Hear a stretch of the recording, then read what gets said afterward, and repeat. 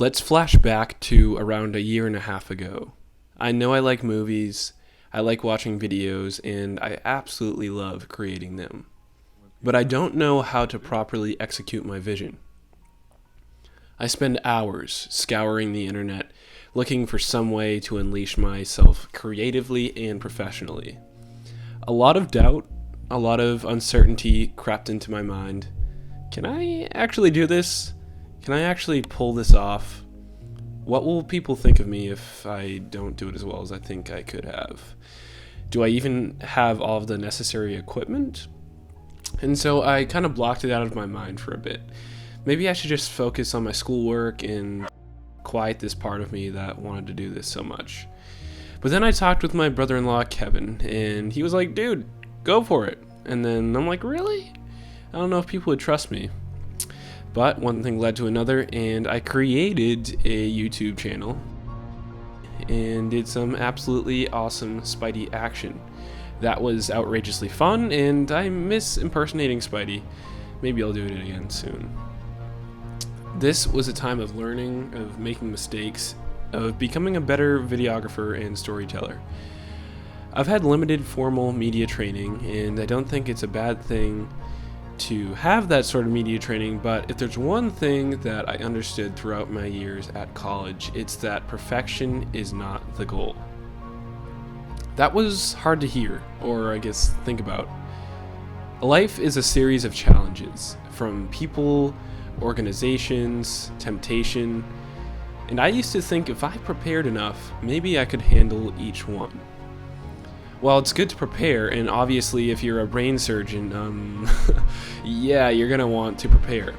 However, what was a pattern for me is that I placed so much value in being right about things that I never wanted to put out something that I liked, yet may not have checked off the box for everybody.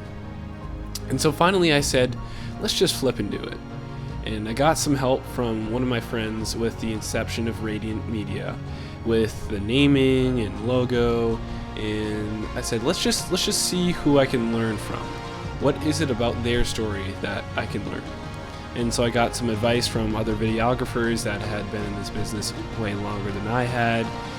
And for me, it was a balance of confidence, but also humility. I reached out to a bazillion people, potential clients, and tried multiple different strategies, whether that be offering my services for free or a small price.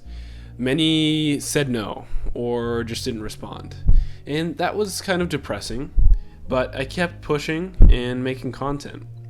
For a while I was at about 6 subscribers, and 5 of them were all my accounts, and it was like, is it really worth it?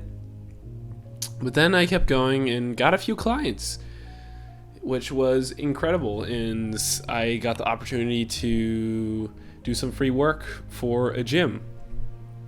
But then I ended up losing that client,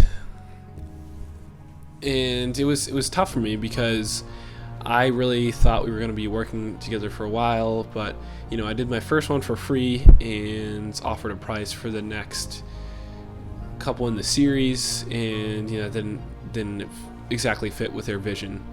And so it was hard to hear that they didn't necessarily want to pay for what I was offering, and that kind of discouraged me.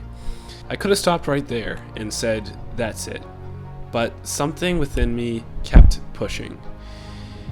And, I've been able to gain some clients since then, and now I finally feel like I'm gaining some consistent traction. Like it might actually have all been worth it. But that's it. It's all worth it. All the failures, all the successes, all of what's gonna happen in the future. It's all part of the journey, and I'm excited to see where it leads, even though it's going to be unpredictable.